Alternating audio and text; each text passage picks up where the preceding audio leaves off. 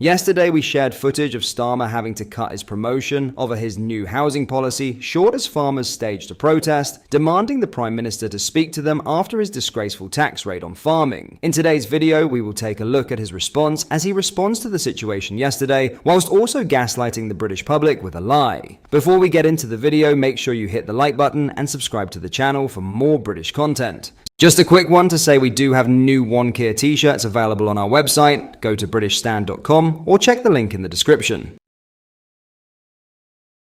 So as stated yesterday, Starmer crawled out the back door and chose not to speak to farmers over his decisions. This is what went down.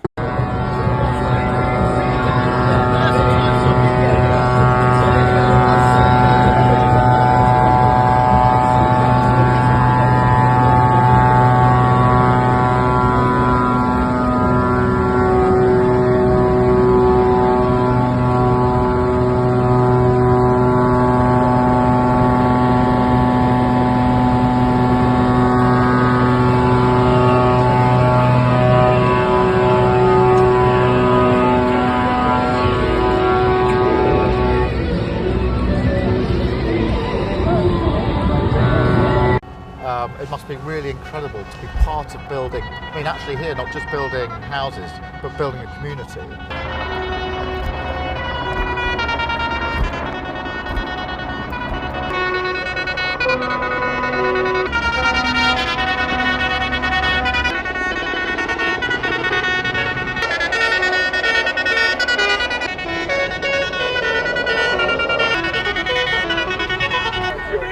Just talk to us! Talk to us! Just talk to us! Following this, Starmer spoke in a interview in response to him fleeing and decided to gaslight the British public with a question. Have a watch of this. Well, I was there obviously to look at a new development, a very exciting development just outside Milton Keynes, which is going to be homes for very many people. And yes, there was a protest there. And to some extent, that draws out quite an important discussion that we have to have as a country, because we passed a budget in the autumn of last year that had to do two things. The first was to stabilise and balance the books, the economy, and the second was to invest in things like our NHS and in housing. And we're seeing some early figures that are welcome. Obviously, the interest rates were cut for the third time since we've been in government last week. We've had growth figures today coming out showing growth in the economy, small but important steps.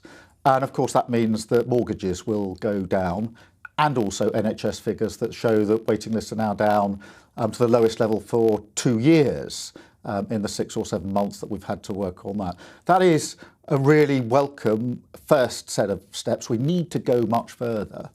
But in order to balance the books, we had to take tough but right decisions on national insurance contributions and ending the tax break for farmers. And these are political choices, but what you can't have is interest rates coming down, the growth we need in the economy, your waiting list coming down, and maintain the tax break for farmers. And people watching this will understand that that is a choice. They will know which they would prefer.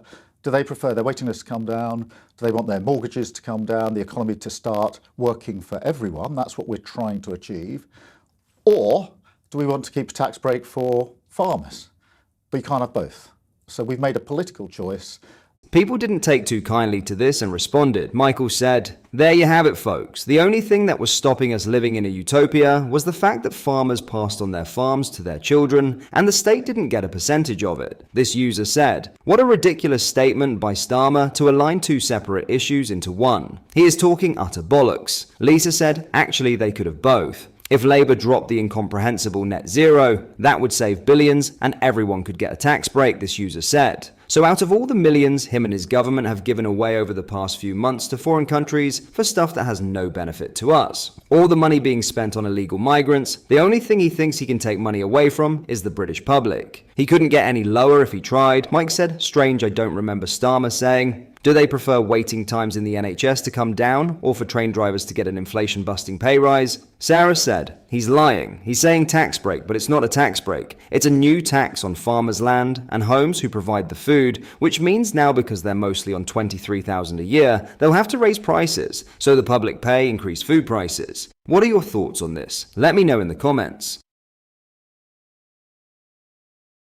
In other news, a Ghanaian tourist has won the right to live in Britain despite never attending her own wedding ceremony. Francisca Boateng, 42, secured her immigration appeal after claiming her proxy marriage to a German citizen living in Britain had lasted long enough to qualify her for UK residency. Boateng met Fatal Swalehu, a German citizen, while holidaying in Britain in August 2018. After returning to Ghana and divorcing her then husband on Christmas Eve 2018, she arranged a proxy wedding in Kumasi on New Year's Eve. Neither she nor Swalehu attended the ceremony, though both families reportedly exchanged gifts. The couple later held a civil marriage ceremony on January 21, 2019, after Swalehu flew to Ghana. The marriage broke down within 15 months, with divorce proceedings initiated in January 2022. However, because the marriage technically lasted 3 years from the proxy wedding date, Boateng qualified for UK residency under the EU settlement scheme.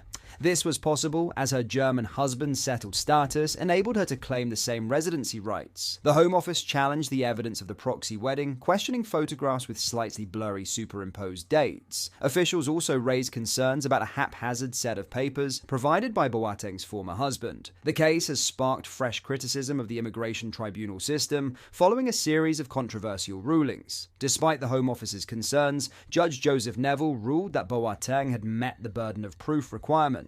I find it to be more likely than not that a customary marriage did take place on December 31, 2018, as claimed by, and that it was a valid marriage under Ghanaian law, he said. Shadow Home Secretary Chris Philp said allowing proxy marriages to count seems to contradict any notion of common sense. The courts are wrongly adopting ever wider definitions that allow people without deep connections here and who have not made a meaningful contribution to the UK to stay here permanently, he said.